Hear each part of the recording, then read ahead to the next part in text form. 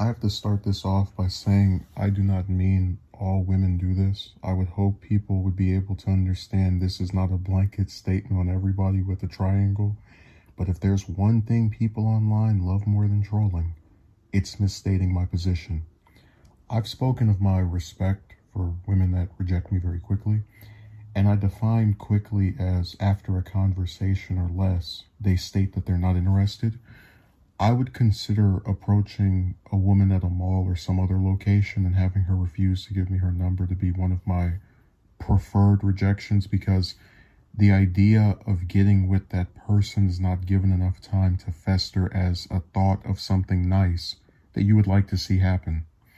If you're like me, you've probably spoken to women for weeks or months, and during these periods of correspondence, they've said things along the lines of, I feel a connection with you. You're my friend. You're handsome. You're smart. Or some combination of these statements. When they say these things and you operate on the assumption that they're telling the truth with respect to their views on you, these statements can convince you that this person actually cares about you in a unique or specific way. Keep this in mind, as this is the kind of woman I'm talking about. I don't consider going on a date to be a major life-affirming thing. From what I recall, a date is supposed to be two people going to either eat somewhere or see a film for the purpose of spending time together and getting to know the other person. I think of going on a date as a minor act because it's usually over within a few hours. The two people don't have to do anything physical if they don't want to, and they both have the option to never do it again with each other if one of them doesn't like the last one they went on.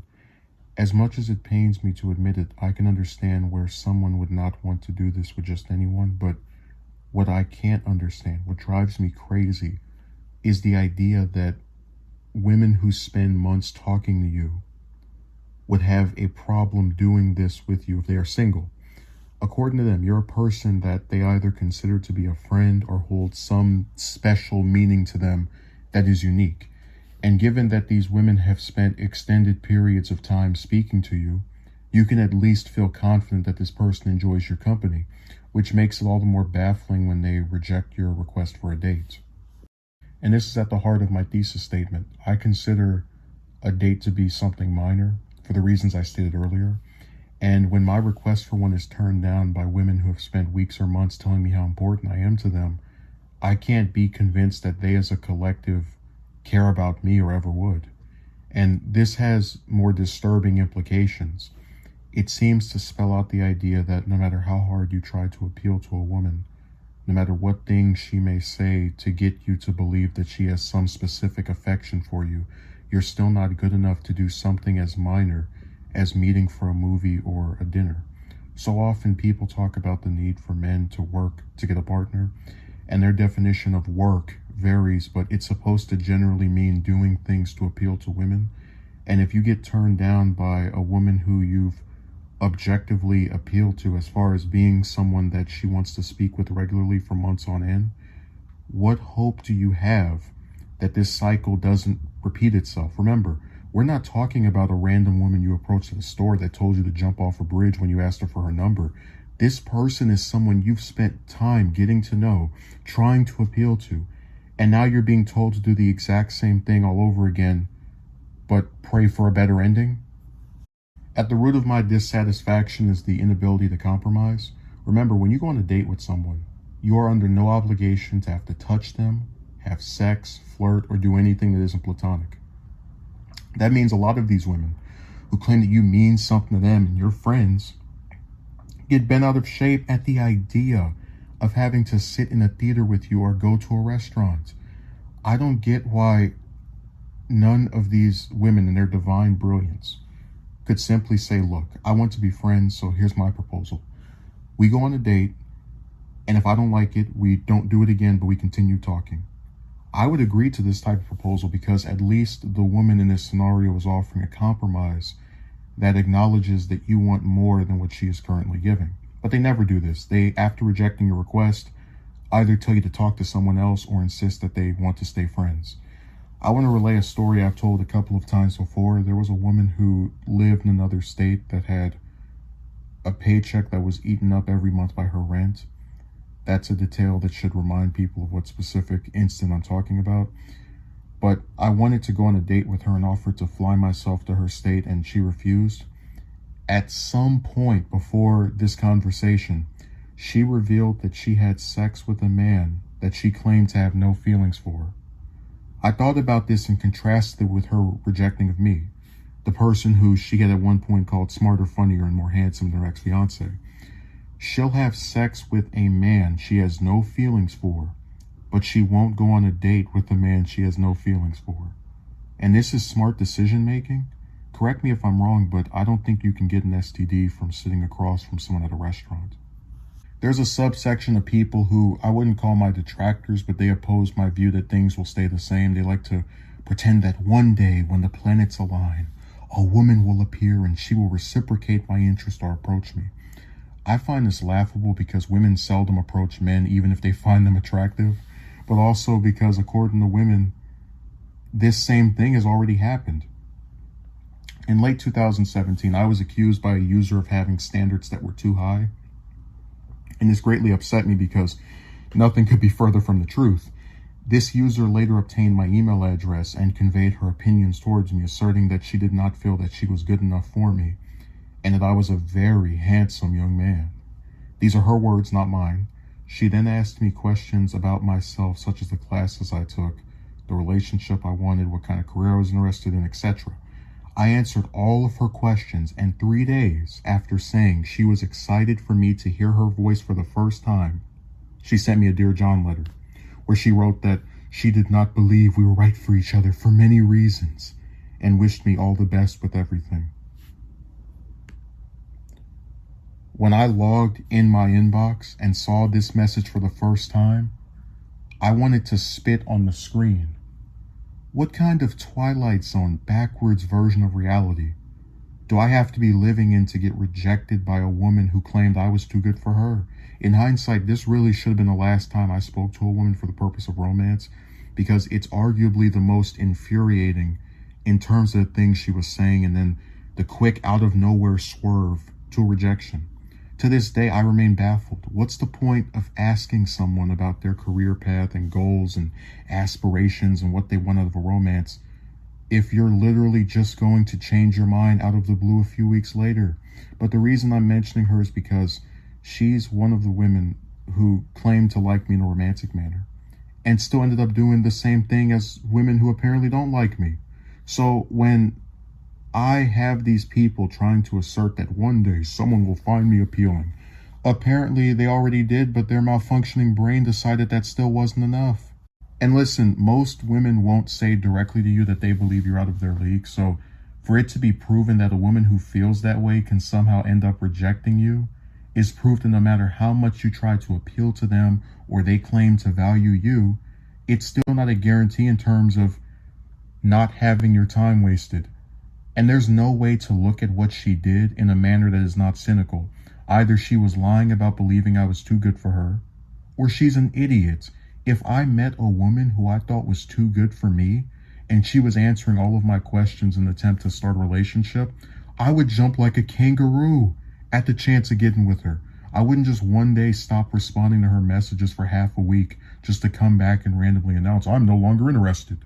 You have the group of my detractors who cry about my physical appearance and whatever personality traits they convince themselves that I have. And consider this. Even if you do the self-improvement BS and you're able to get some woman to want to talk to you because she likes your physique or shape, she could just end up doing this, spending weeks asking you a bunch of personal questions and claiming that she's into you before randomly changing her mind.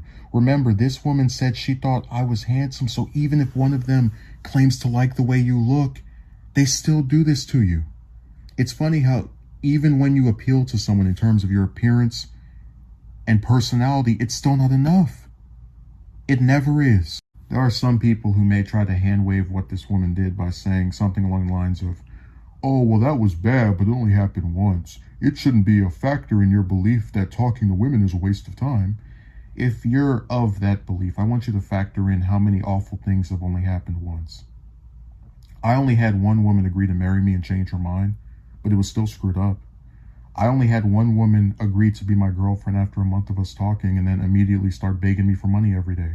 But it was still screwed up. I only had one woman say I was too good for her and still turn me down, but it was still screwed up. I'll concede these examples are unique, but they share the commonality of being lousy experiences I have had with women where they play with my emotions and are the catalyst for my pessimistic view on the prospects of this ever going in my favor. I did a stream a few weeks back where I talked about the idolizing of romantic relationships and how people put a lot of stock into women they've never met before. So according to people online, I'm apparently eventually going to meet a woman who says she's interested in me, but apparently means it this time, that will enter a relationship with me without begging for money, cheating, agreeing to get married, and then reneging, or any other recycle tricks. And do you see how even though these experiences are different, they all still lead to the same result, and you'd have to purposefully ignore this pattern to believe it's one day going to change? And if it's this difficult to get a woman to go on a date, a minor thing as I mentioned before, imagine the Pandora's box you'll be opening if one of them agrees to enter a relationship with you. When's she going to start begging you for money or cheating or dropping the relationship out of nowhere? That's what I'm talking about. While this doesn't always happen, I really wish people would stop pretending that you're going to get rejected by women for years and then one day one will appear that you live happily ever after with. While I was editing this video, I stumbled across the perfect comment, which wasn't written on one of my videos, to encapsulate the cross you bear for trying to get a date. Isaiah writes, being an I word is so paradoxical because if they just stopped being an I word, they'd be able to find a girlfriend. Like, do they see how many ugly and short dudes have hot girlfriends? It's because they're likable. Just be nice and funny and genuine and drop the sexist mindset and the victim complex, and girls will actually like you. LMAO. Isaiah claims being likable is enough to not just get a date, but a hot girlfriend. If I was unlikable, how have I managed to get multiple women, including the one you just saw in the screenshots before this one, to speak to me for weeks and months? I've said repeatedly that not all women do the ridiculous things discussed here, because if they did, I wouldn't exist. So how do I have a sexist mindset? And if criticizing women's behavior means you have a victim complex, then women also have one because they criticize men all the time. Maybe if some men didn't have the experiences that they had with women, they wouldn't have the views that they do.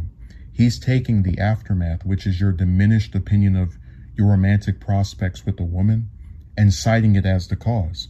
But no, because I'm not with the woman, I have to be part of a romance group I've never identified with. I have to be unlikable. I have to be unfunny and disingenuous, and I have to have a sexist mindset and victim complex. Do you see how people ascribe so many negative characteristics to men they've never even met, just because they want to justify a crappy circumstance such as this? I want to focus on his victim complex claim because I've seen several attempts on my channel or online to paint me as talking about this for the purpose of acquiring sympathy, and that's not the case. I've never said this is the worst thing that can happen to someone and you should feel sorry for me. I have said that I think it's unfair and that it shouldn't be this difficult to get someone to like you back enough to go on a date. Ironically enough, I've tried to be sympathetic to women in general when it comes to romantic rejection. If I were to ask different women to marry me, let's say 10 times over the course of my lifetime, and I got rejected each time, I would be disappointed, but I would understand. And I would understand because marriage is a life-affirming commitment, and I can understand hyper-selectivism when it comes to who you want to spend the rest of your life with. But I can't empathize with speaking to someone for weeks or months, claiming that they mean something to you, and then once they ask you to do something with them for a single night, like go to a movie or eat at a restaurant, it's too much. And it's even worse when you remember that they don't have to do anything sexual, and a lot of times have the man paying for her. A date is a one-night event that does not require the woman to do anything other than appear and possibly be in close proximity to you. For this reason, I consider it a minor thing. I have had multiple women who have spent weeks or months telling me about the connection they feel between us, complimenting me in various ways, and in doing so, making it appear that they value me in some unique way before they treat the prospect of going on a date with me as similar to a breast cancer diagnosis. I'm not wrong to think that the same group of people who try to assert how much I mean to them while denying me something so minor don't care about me. And when I have a woman who says I'm too good for her still reject me, I'm not wrong for being pessimistic, because for me it's been approach random women and get turned down immediately, or spend weeks and months getting to know one who tells you about how much you mean to her just to get the same result. So either way, you just can't win.